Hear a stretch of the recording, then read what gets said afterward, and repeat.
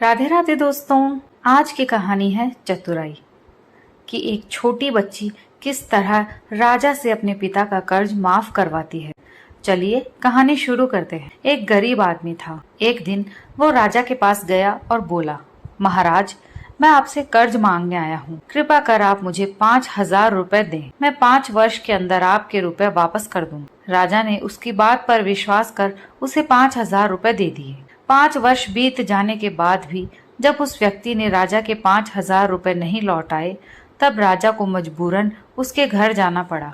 लेकिन वहाँ वो व्यक्ति नहीं मिला। जब भी राजा वहाँ जाता, बहाना बनाकर उसे वापस भेज दिया जाता। एक दिन फिर राजा उस व्यक्ति के घर गया। वहाँ और कोई तो दिखा नहीं, एक छोटी लड़की बैठी थी। राजा ने उसी से पूछा, तुम्हारे पिताजी कहाँ हैं?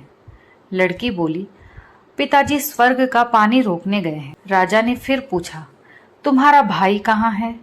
लड़की बोली, बिना झगड़ा के झगड़ा करने गया है। राजा के समझ में एक भी बात नहीं आ रही थी, इसलिए वो फिर पूछता है, तुम्हारी माँ कहाँ है? लड़की ने कहा, माँ 1 से 2 करने गई है। राजा उसके इन उल जुलूल जवाब से खींच गया। वो गुस्से में पूछता है, और तुम यहाँ बैठी क्या कर रही हो? लड़की हंसकर बोली, मैं घर बैठी संसार देख रही हूँ। राजा समझ गया कि लड़की उसकी किसी भी बात का सीधा जवाब नहीं देगी, इसलिए उसे अब इससे इन बातों का मतलब जानने के लिए प्यार से बतियाना पड़ेगा। राजा ने चेहरे पर प्यार से मुस्कान लाकर पूछा, बेटी, तुमने जो अभी अभी मेरे सवालों के जवाब दिए, उनका मतलब क्या है? मैं तुम्हारी एक भी बात का मतलब नहीं समझ सका। तुम मुझे सीधे सीधे उनका मतलब समझाओ। लड़की ने भी मुस्कुराकर पूछा, अगर मैं सभी बातों का मतलब समझा दूं, तो आप मुझे क्या देंगे? राजा के मन में सारी बातों को जानने की इच्छा थी। वो बोला, जो मांगोगी वही दूंगा। तब लड़की बोली, आप मेरे पिताजी का सारा कर्ज माफ कर देंगे तो मैं आपको सारी बातों का अर्थ बता दूंगी। राजा ने कहा, ठीक है, मैं तुम्हारे पिताजी का सारा कर्ज माफ कर दूंगा। अब तो सारी बातों का अर्थ समझा दो।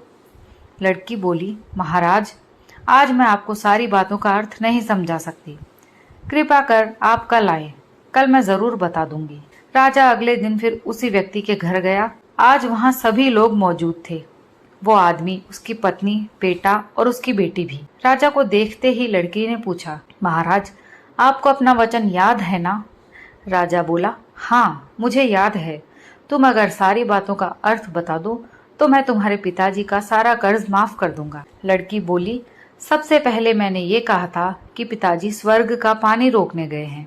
इसका मतलब था कि बारिश हो रही थी और हमारे घर की छत से पानी टपक रहा था। पिताजी पानी रोकने के लिए छत को बना रहे थे, यानी वर्षा का पानी आसमान से ही गिरता है और हम लोग तो यही मानते हैं कि आसमान में ही स्वर्ग है। बस पहली बात का अर्थ यही है। दूसरी बात मैंने कही थी कि भैया बिना झगड़ा के झगड़ा करने गए हैं। इसका मतलब था कि वो रेंगनी के कांटे को काटने गए थे। अगर कोई भी रेंगनी के कांटे को काटेगा तो उसके शरीर में जहां तहां कांटा गड़ ही जाएगा, यानी झगड़ा नहीं करने पर भी झगड़ा होगा और शरीर पर खरोंचे आएंगे। राजा उसकी बातों से सहमत हो गया। वो मन ही मन उसकी चतुराई की प्रशंसा करने लगा। उसने उत्सुकता से के साथ पूछा, और तीसरी और चौथी बात का मतलब बेटी? लड़की बोली, महाराज, तीसरी बात मैंने कही थी कि माँ 1 से 2 करने गई है। इसका मतलब था कि माँ दाल को पीसने, यानी उसे 1 का 2 करने गई है। अगर साबुत दाल को पीसा जाए तो 1 दाना का 2 भाग हो जाता, यानी यही था कि 1 का 2 करना। रही चौथी बात, तो उस समय मैं भात बना रही थी और उसमें से 1 चावल निकाल कर देख रही थी कि भात पूरी तरह पका है कि नहीं। इसका मतलब है कि मैं 1 चावल देखकर ही जान जाती कि पूरा चावल पका है कि नहीं, यानी चावल के संसार को मैं घर बैठी देख रही थी। ये कहकर लड़की चुप हो गई। राजा सारी बातों का अर्थ जान चुका था। उसे लड़की की बुद्धिमानी भरी बातों ने आश्चर्य में डाल दिया था। फिर राजा ने कहा, बेटी, तुम तो बहुत चतुर हो, पर एक बात समझ में नहीं आई कि ये सारी बातें तो तुम मुझे कल भी बता सकती थी, फिर तुमने मुझे आज क्यों बुलाया? लड़की हंसकर बोली, मैं तो बता ही चुकी हूँ कि कल जब आप आए थे तो मैं भात बना रही थी। अगर मैं आपको अपनी बातों का मतलब समझाने लगती तो भात या तो कच्चा रह जाता या जल जाता, तो माँ मुझे जरूर पीटती। फिर घर में कल कोई भी नहीं था।